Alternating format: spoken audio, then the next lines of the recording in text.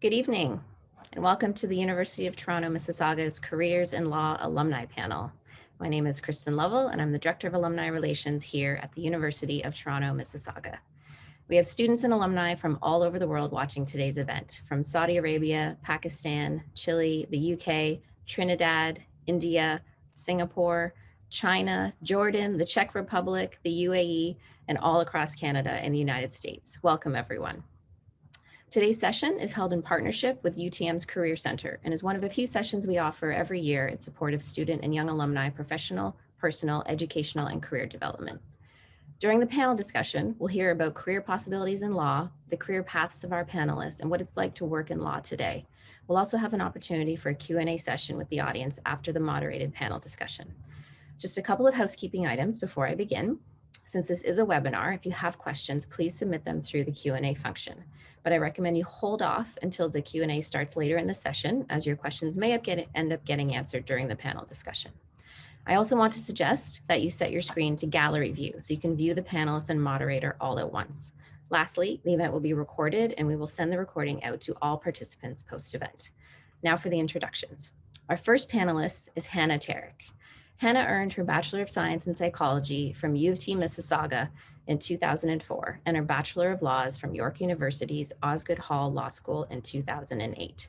She's currently a lawyer with Bisaglia and Associates Professional Corporation, where she maintains a broad-based litigation practice focused principally in the areas of construction law, commercial disputes, debt enforcement, and insurance claims. Hannah appears regularly before the Ontario Superior Court of Justice and has represented clients at the Ontario Divisional Court and the Ontario Court of Appeal as co-counsel. Our second panelist is Megha Wadwani. Megha earned her Honours Bachelor of Arts in Political Science from U of T Mississauga in 2010 and her Bachelor of Laws from the University of Edinburgh in 2013. She's currently serving as legal counsel at Index Exchange, a global advertising marketplace where premium digital media companies transact their ad impressions with accountability and in real time. In her role, Megha manages the company's global privacy and risk program. Welcome, Hannah and Megha. And moderating today's session, we have Malou Twynham, a career counselor at the University of Toronto, Mississauga. Over to you, Malou. Thank you so much, Kristen. So we have so many great questions that we'd love to get to today, but due to some time constraints, we're going to try and keep it to a maximum of 3 minutes for each question per panelist. So to start us off, I'd like to ask Hannah if she can take us through her career journey thus far briefly, and let us know how she got in her current position. Good evening. Thank you very much for having me on this panel. It's a pleasure. I graduated from University of Toronto at Mississauga in 2004. I did a 3-year degree, which at that time could be done. I wrote my Lsat in the fall of my 3rd year, and so that permitted me to apply by the cutoff in order to get in for the following academic year into law school. I went to law school from 2004 and I graduated in 2008. I got called to the bar in 2009. So after graduating from Osgoode Hall Law School, I articled with LawPro, which is the professional indemnity, the insurers for all lawyers. So basically, you're the lawyers' lawyers. I learned a lot from my articling, experience at LawPro. After that, I started working with a legal aid clinic, Jane Finch Legal Aid Clinic, for about 2 years, and I really enjoyed that. I always had an interest in sort of social justice issues in a public sort of capacity. So I did that for 2 years. And then after that, I went on mat leave. And after my mat leave was over, I was looking for a position that would permit some more flexibility. And I wanted to transition back to work. I had, 3 young children at that point. And so at that time, through sort of the grapevine, I got my current position. So I started working with Bisaglia and Associates in 2013. It's a boutique law firm close to, in the suburbs. And so that's how I found that position, and I'm still with them. So it's been almost it's 7-8 years now, and I really enjoy it. Obviously, my practice has grown since I joined, and so that's my journey in a nutshell. I've been in practice for over 10 years now. It's been a very interesting ride, so to speak, and I enjoy every minute of it. Oh, fantastic. Thank you so much. Very diverse experiences you've had. Yes. So let's hear a little bit from Mega on your career path and the ways that you got to where you're working now. Thanks. And once again, I would also like to say thanks so much for including me on this panel. So excited to be here. My journey into law is a little bit complicated. I started off in the Lsat program at UTM. I think I was pretty sure, I was convinced I wanted to go to med school.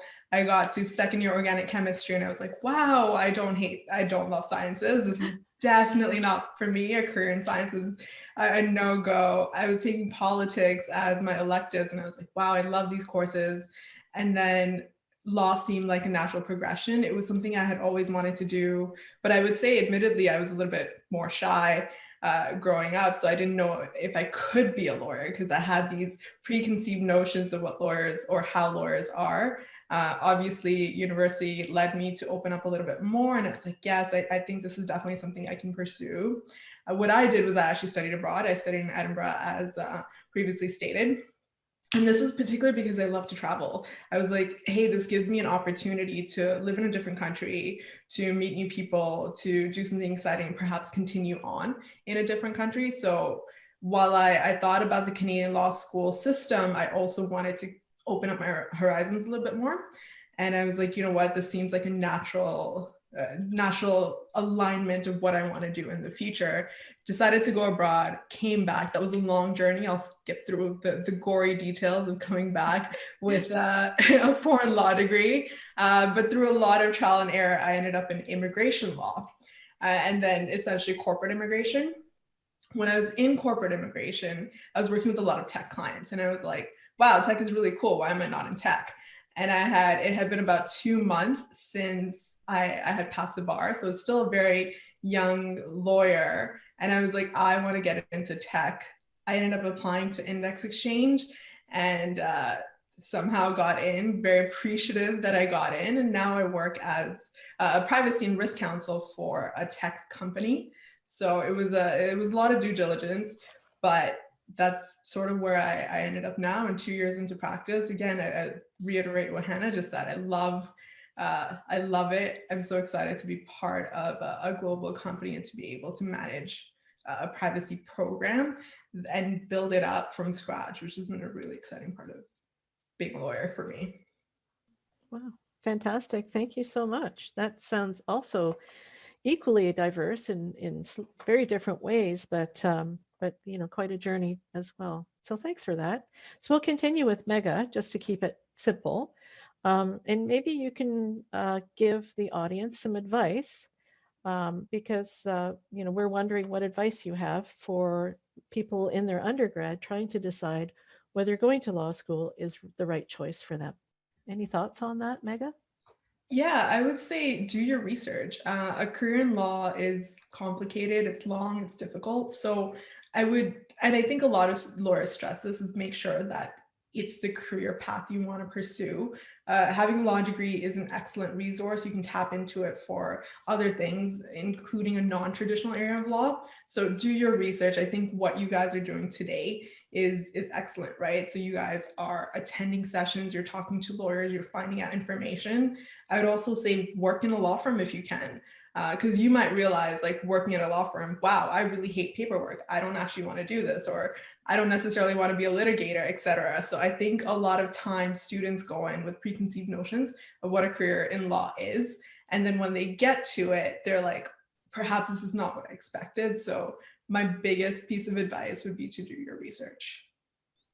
Maybe just as a follow-up, can you give us an idea of maybe some of the research you did, like some of the pieces that you maybe brought into play in terms of your own research, checking out law as a career?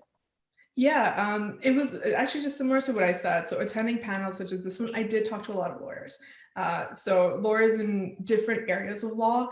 I think I talked to someone like people in government, people in private practice, people in corporate practice. I think when you engage with different lawyers, and you'll find a lot of lawyers are very open to having a conversation with you.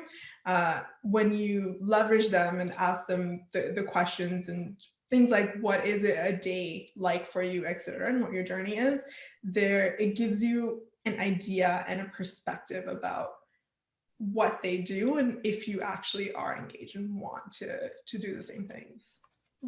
Great advice. Thank you. Hannah, can you add to that in terms of how students should figure out whether law is for themselves or not? So like Mega, I did a lot of research as well in terms of speaking. I was actually part of the mentorship program as it in its previous iteration at UTM. So I had the benefit of speaking with mentors who, I did some shadowing. Actually, I'm still in touch with one of my mentors from over years ago, which is really nice, and it's great for her to see me grow, and it's nice to still be in touch with one's mentor. But I spoke with lawyers, but at the same time, I feel like there's nothing really that can sort of prepare you for the practice of law. But the more you talk to other lawyers who are in it, and lawyers who are in different stages of their careers as well. So from articling students to even students who are currently in law school, to those who are out, within the first few years of practice or sort of veteran lawyers. It's interesting to see, your career path changes over time. Your experiences change over time as in this area, but for sure, speak with lawyers. Do some due diligence. But to be fair, there's only so much research you can do. What I thought I would be doing, so I'm a litigator. I go to court regularly. I present in front of judges regularly. And if you had asked me when I was in law school if I would be doing litigation, I wasn't, I did some mooting, which is basically mock trials or mock hearings in front of panelists, but not a lot. If you asked me back then, I would have said to you, no, I think I'm not going to really do this sort of work. I'm probably going to do corporate commercial type work where there's no litigation involved. Lo and behold, when I started doing this, so in my position at the legal aid clinic, I did some advocacy work and I appeared before tribunals. And then in my current position, I appear before at Superior Court very frequently. You realize what you like and you don't like, and I really enjoy it. You get this sense of satisfaction when you're before a judge. There's so many moving parts. You make your pitch and then you wait for the decision. It can get really exciting, and it's interesting. You get to exercise your advocacy skills, your sort of analytical skills. You put all of that to good use. So I guess the other piece of advice is, courts are open. Anybody can go. If you want to see what a day in court looks like, what you can also go to court and take a look. Right now with COVID, I don't know what the restrictions are. I believe they're limiting. Most of my hearings are conducted over Zoom, but other than that, you can go to court, talk to lawyers, pick up the all this information is now available online, like the lawyers magazines, or the Law Society has publications. Take a look, see what lawyers do day to day, and it might be very different from what you think it is. Wow, awesome! Thank you so much, Hannah. So it sounds like from both of these perspectives, it sounds like really soaking in the information, exposing yourself in as many ways as possible to legal careers, talking to people in the profession, but also remaining open to possibilities and not necessarily needing to pin yourself down, but just look at the skills that you'd be using and the ways that law career might pan out for you, and really doing some reflecting, but also experimenting. Great. Thank you. Those are great answers. So we'll continue with Hannah. And our next question is, when deciding to pursue law and throughout your legal education, how important was alignment of your personal values with what you were doing? And perhaps you can give us an example or an anecdote to illustrate that. Yeah, I think, I think ultimately, whether as a lawyer, I think what you do is you solve people's problems, and you sort of, especially when I was working with legal aid, there was the sense of, sort of attaining, um, for lack of a better word, justice, and helping individuals who were in need. And their issues were very real, right? So when I was with the legal aid clinic, I was involved in housing issues and immigration matters. And there was a strong sort of sense of wanting to help individuals who could not afford the help and who were coming to the clinic, who didn't know how to navigate the legal system. And so, and now in my private practice, you still carry those values to your work. Ultimately, when a party has been wronged by another party, your job as a lawyer is to sort of help attain some sort of like justice or compensation or whatever it is to right how they've been wronged.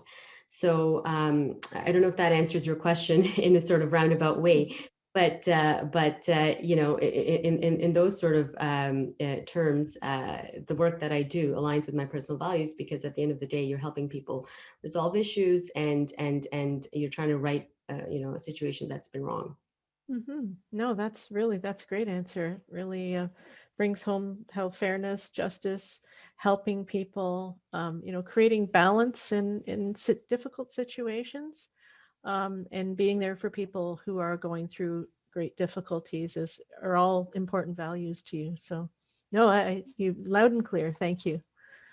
So maybe we can hear from Mega on the values piece.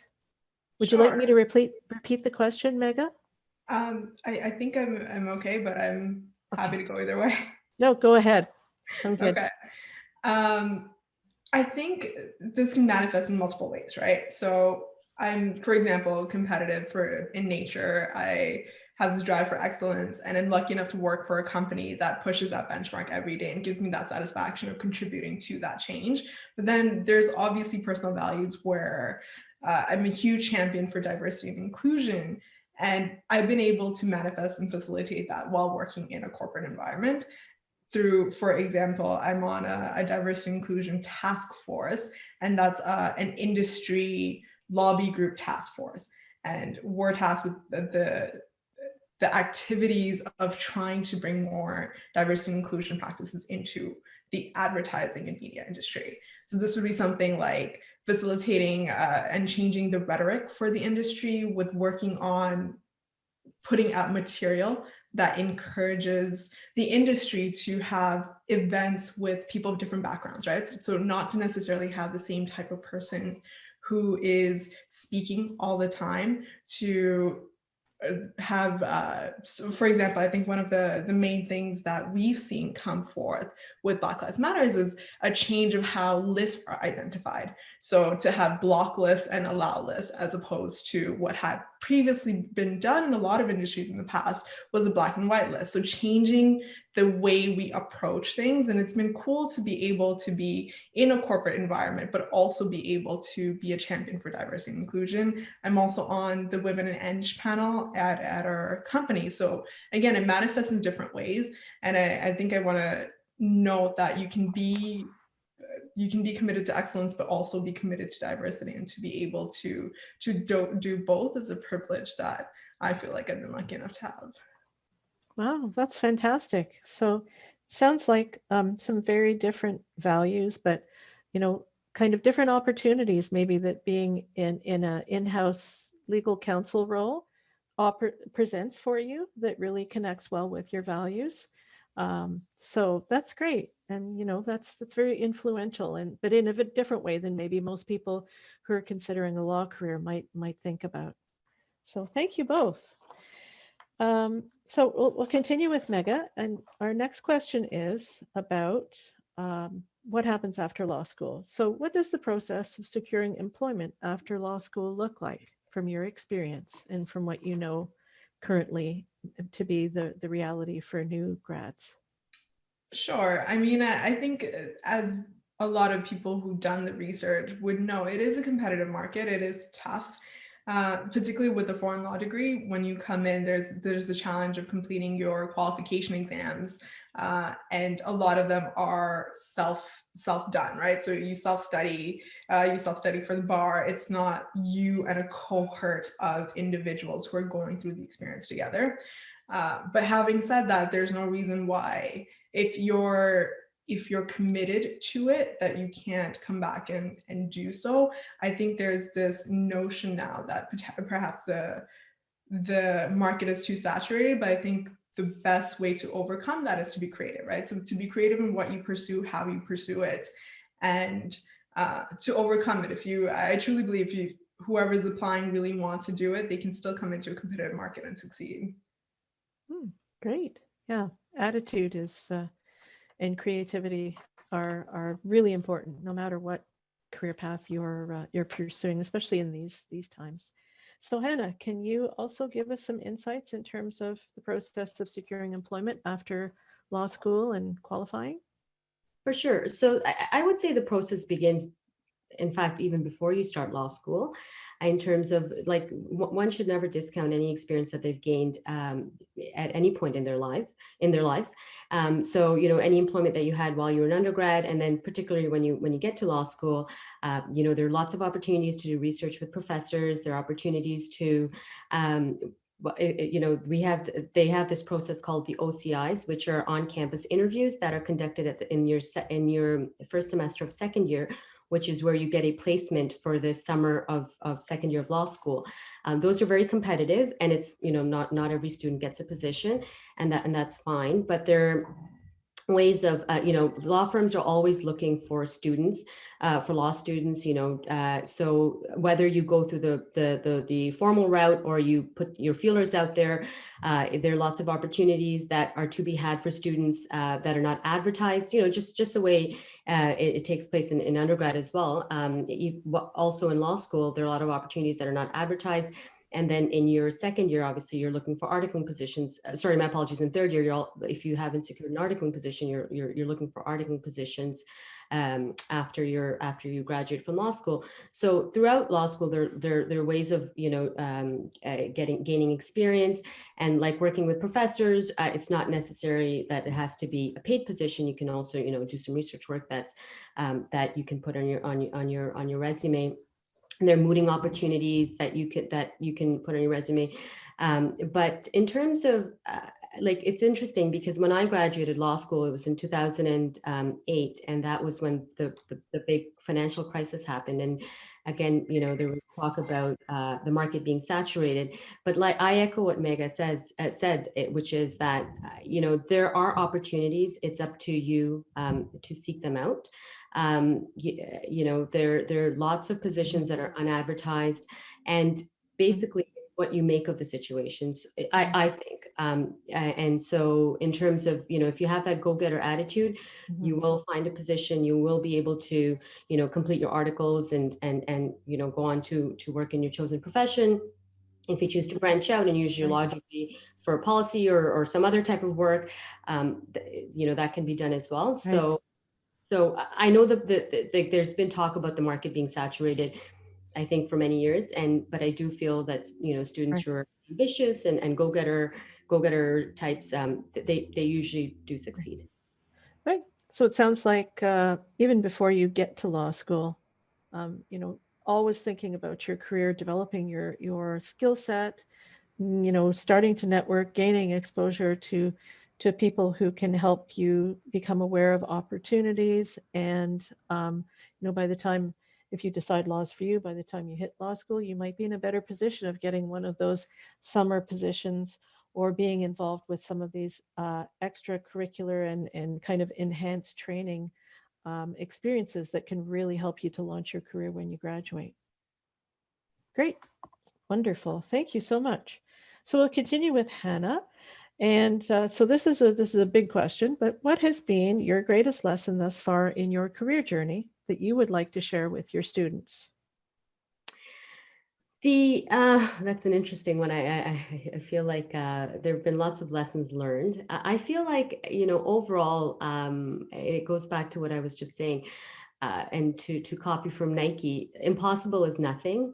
your career is what you make out of it, right? So for me, for example, I was mentioning that, and I know that, we may get to these questions later about work-life balance and so on and so forth.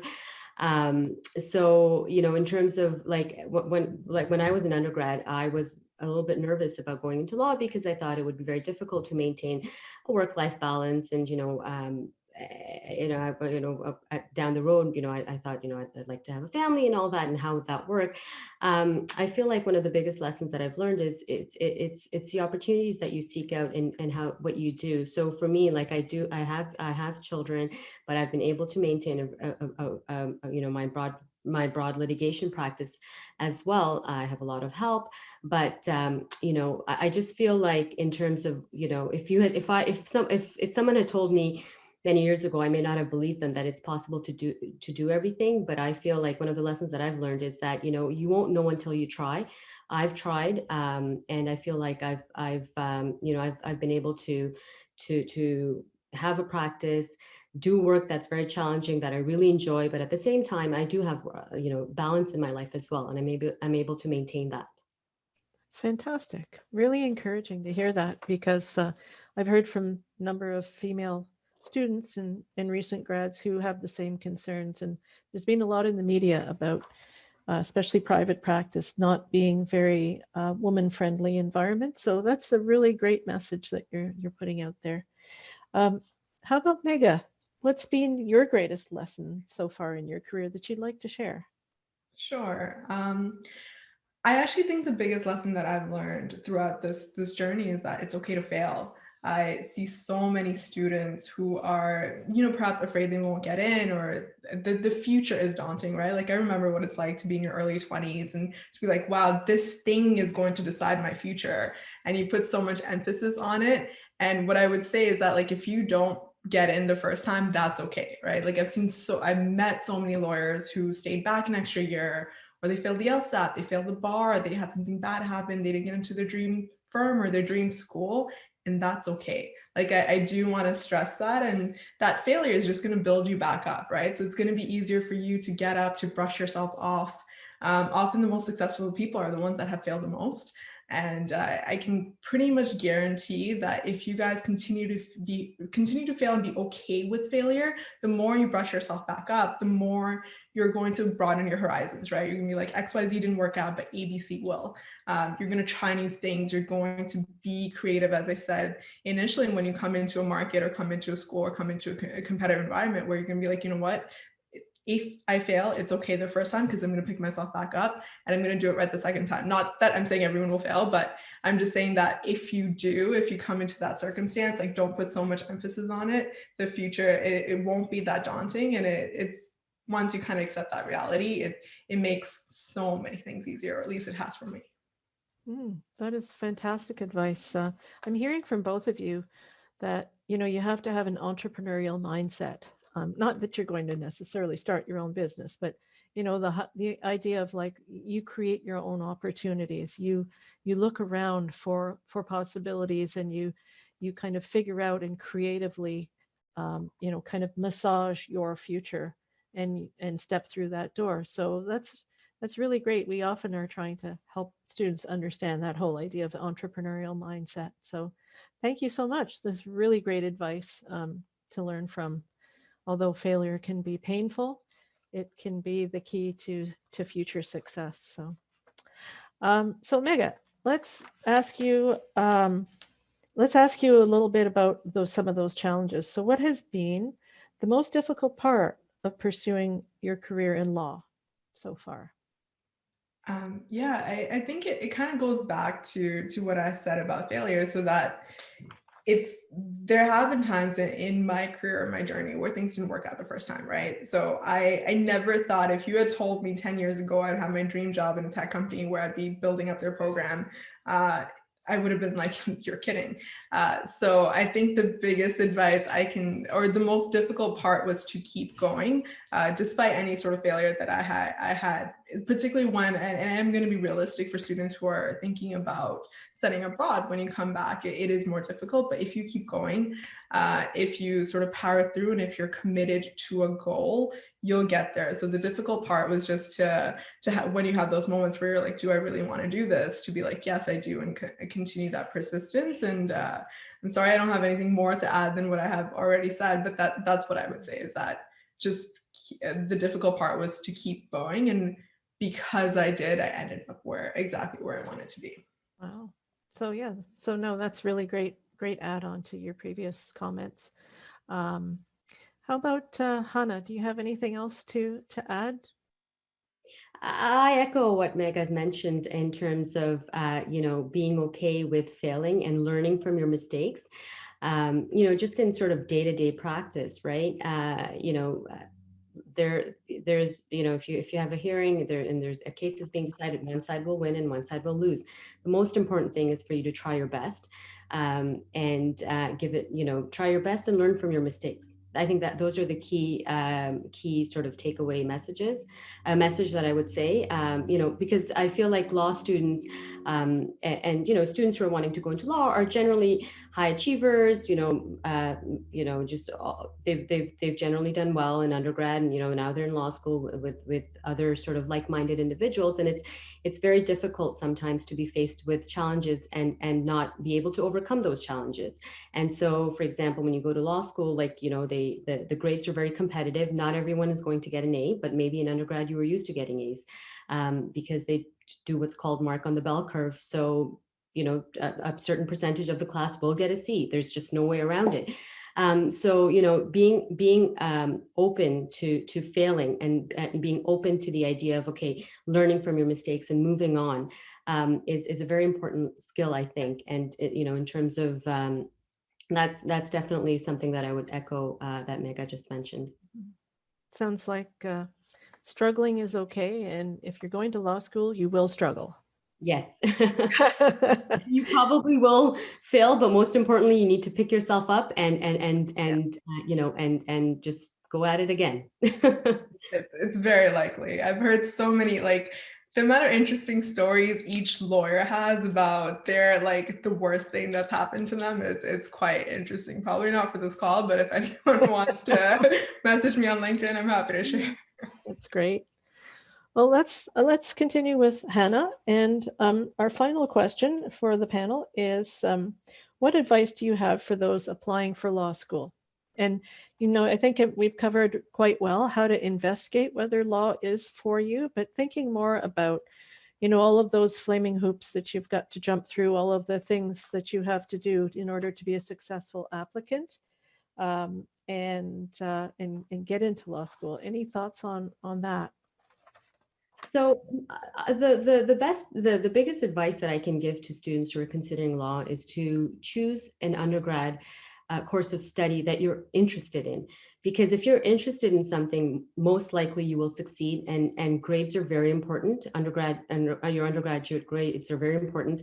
I know now I feel like there are more students with even a master's degree that are applying to law school.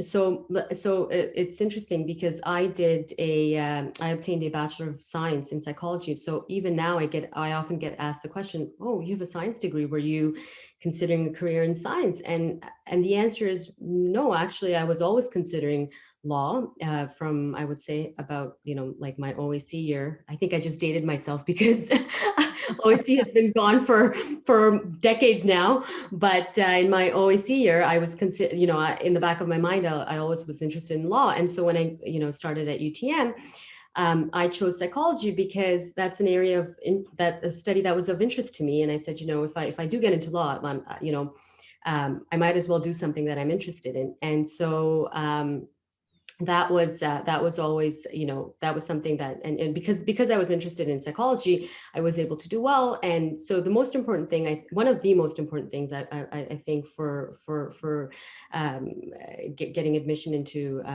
law school are your grades. The other is your Lsat. The Lsat is an interesting exam, so to speak. I don't know if the structure has, I believe it's changed a little bit because of COVID, but generally it's like a one-day exam that you take it, it's offered a few times a year. For that, I would say you need to practice. do the timed mock tests. The best way to practice for the LSAT, I think. I mean, people take courses and things like that.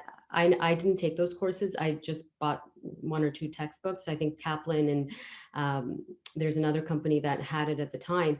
I reviewed that, but practice old LSAT tests. There's nothing that beats that under in a timed environment.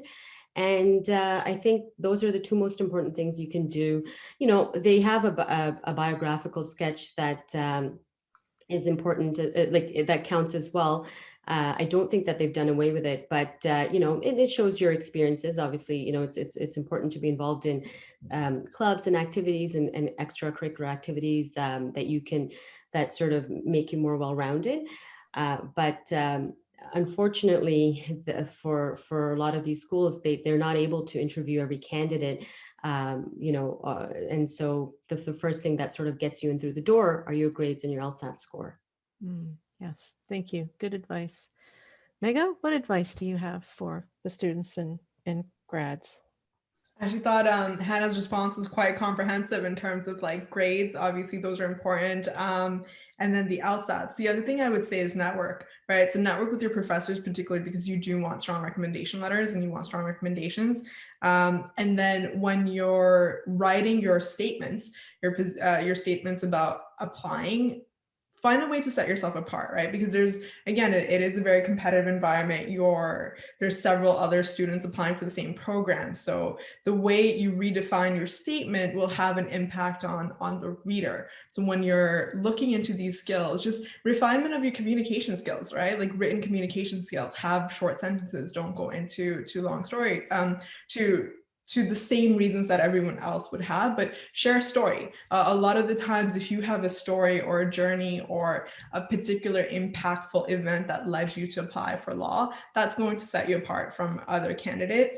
And the other thing is just find a way to set yourself apart, right? So because you know that you're going to be competing with people who have really good LSAT scores, really good grades, who've done the extracurricular. So what is that extra thing that you can do to set yourself apart would be my sort of best advice in terms of law school applications. Oh, great advice. It sounds like, you know, setting yourself apart with your experiences, but also in how you articulate them in your personal statement. You know, time and time again, I'm telling students that there's a reason they call it a personal statement. It's not a U of T academic essay where you use big, fluffy, you know, smart sounding words to hide who you are. You really do have to lay it on the line. And to do that, you really need to look within and, you know yourself and be able to put yourself out there in a way that really does distinguish you. So I totally agree. It's personal statement season at the Career Center. So that's top of mind for me these days.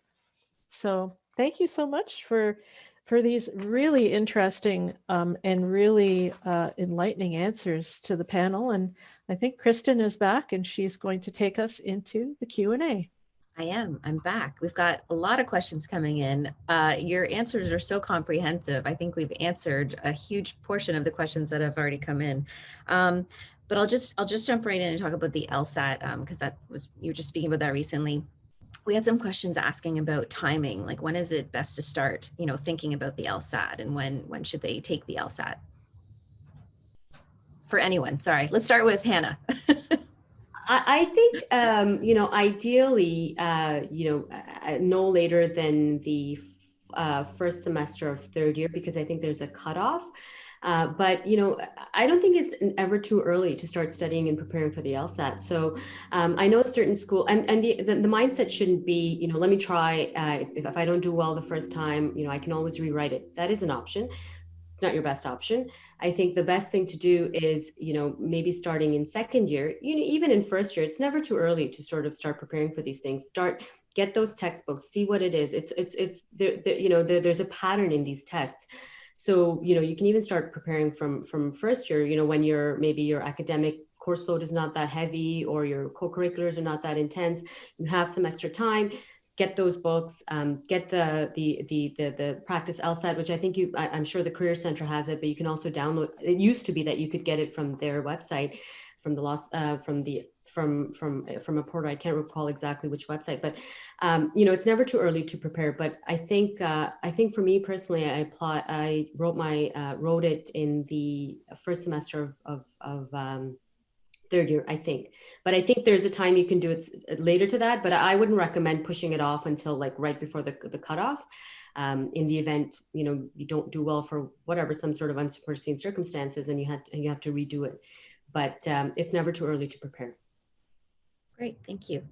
Mega, this one is for you. We have a question about studying law in the UK and practicing in Canada. And what was that process like for you? And was it difficult to find work in Canada?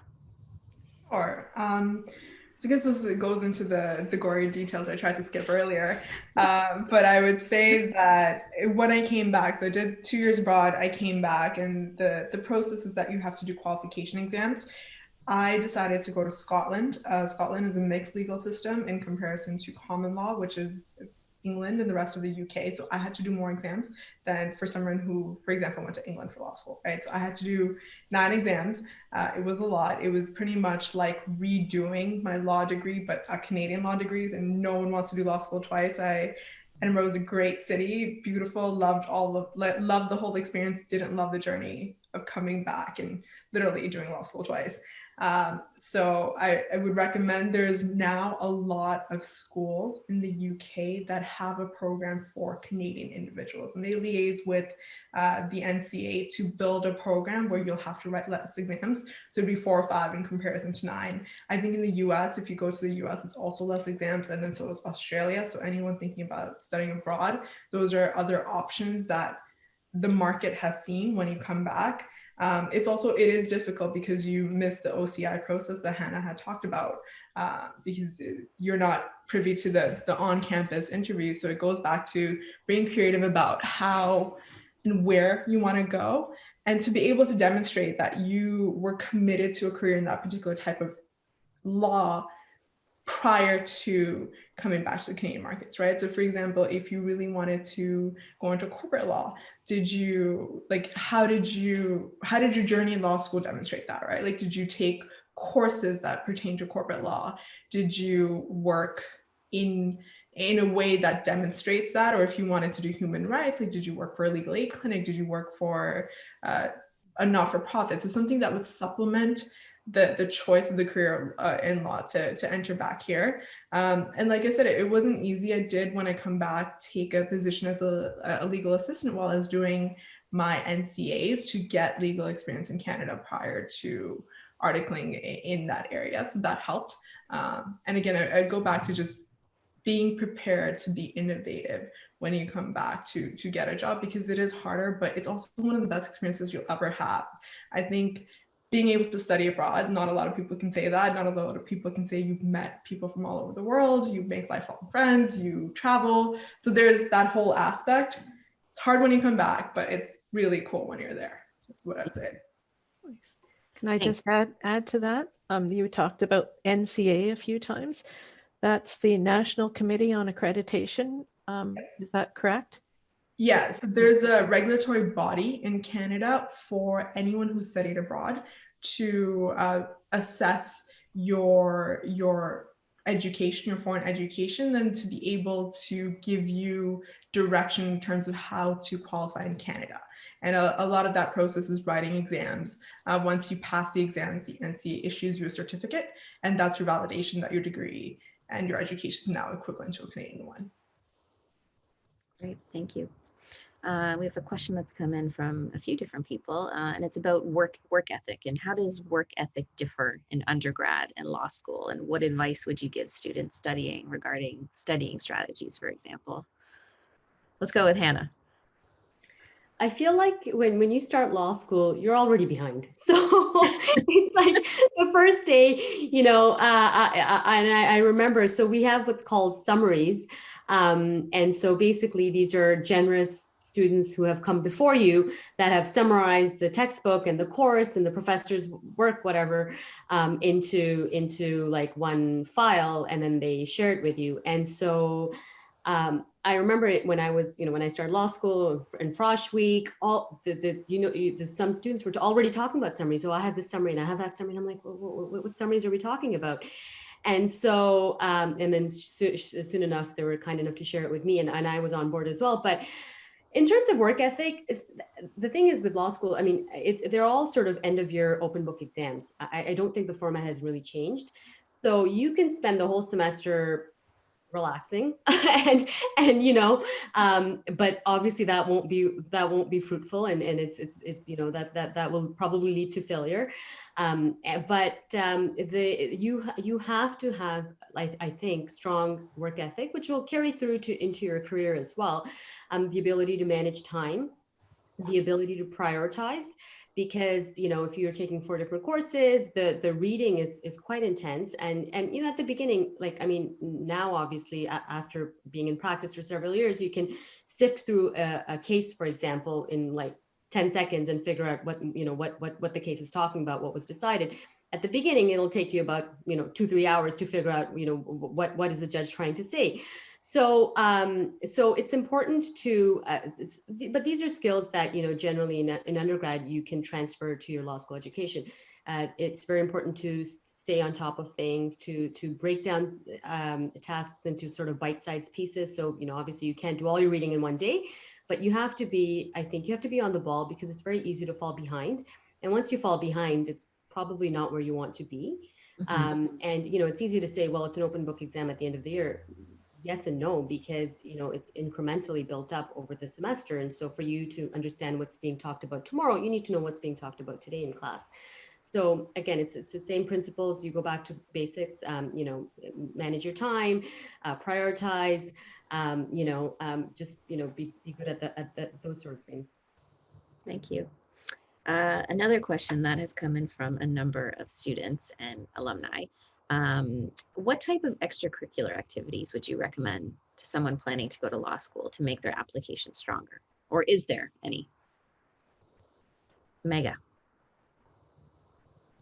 Sure. I think, one of the things about the legal profession is that they do want to see where, like, if you apply to corporate law, for example, or any other type of law, they want to see some sort of background that you've committed to that area, as I stressed before. So when you're going in, like, for example, you go to law school, and then when you're hired in your first year, right? So in that specific thing, it's hard to showcase exactly what you've done in such a short amount of time. So they do look at, to an extent, back into your undergrad and what you did to demonstrate that. So again, demonstrate an interest in law somehow, right? If there's a law society, a debate club, I did Model UN, I did the debate club, the Hard House Debate Club.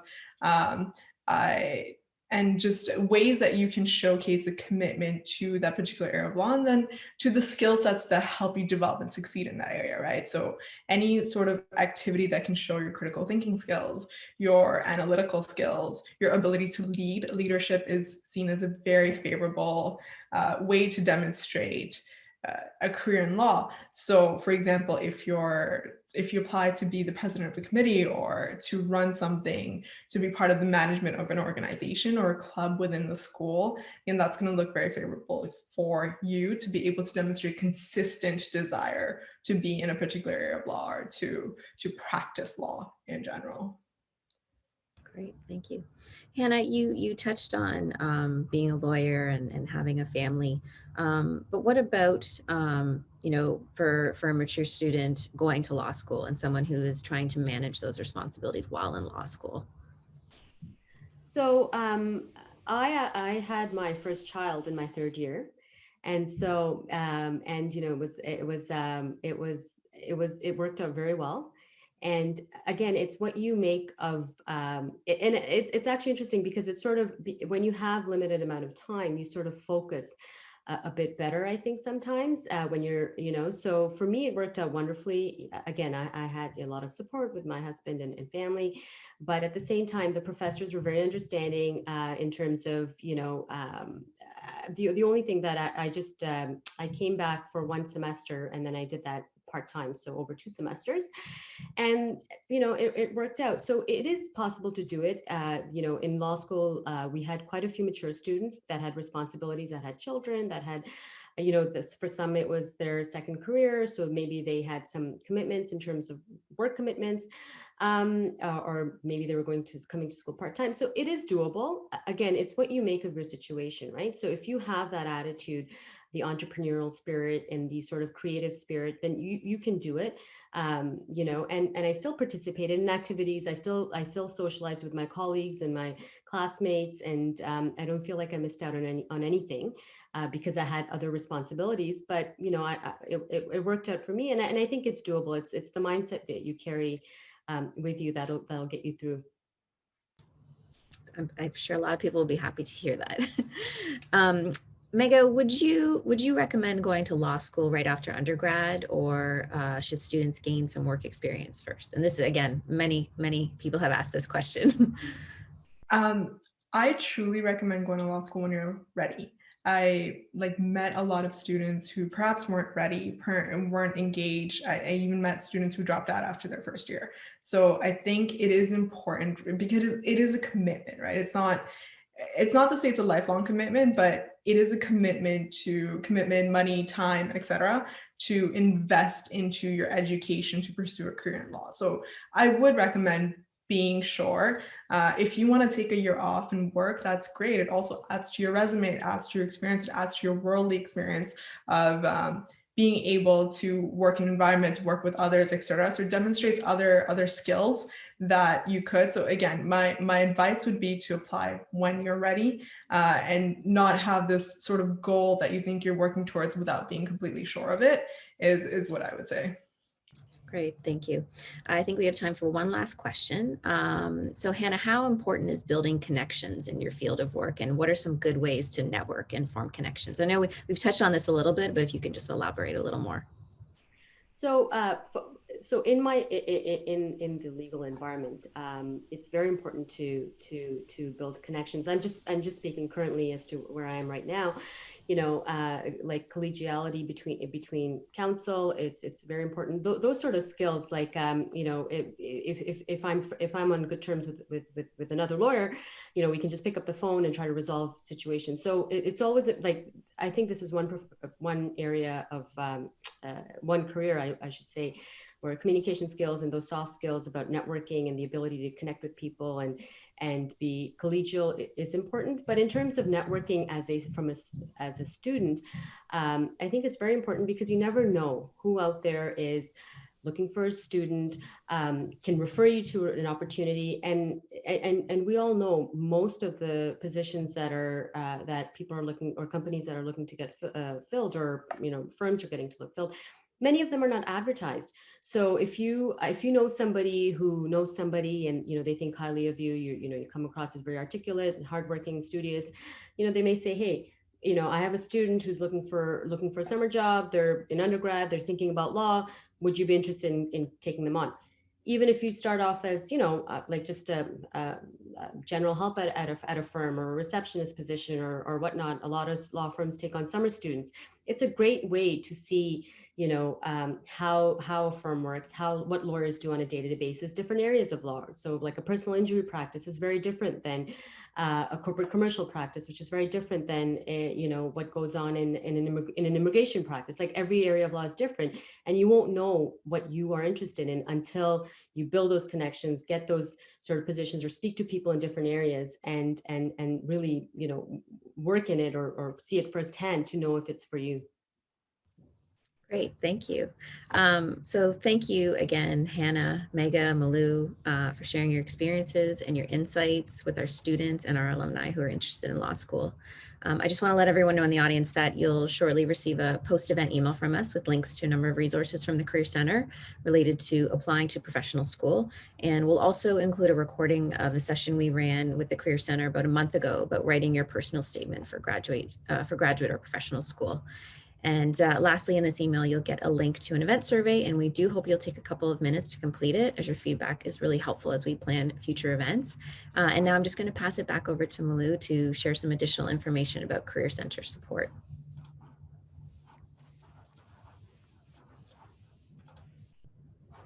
So thank you so much. So just to let everybody know, we have a lot of great resources for you if you're investigating law school and considering it. or if you're moving ahead with your Lsat, with your application.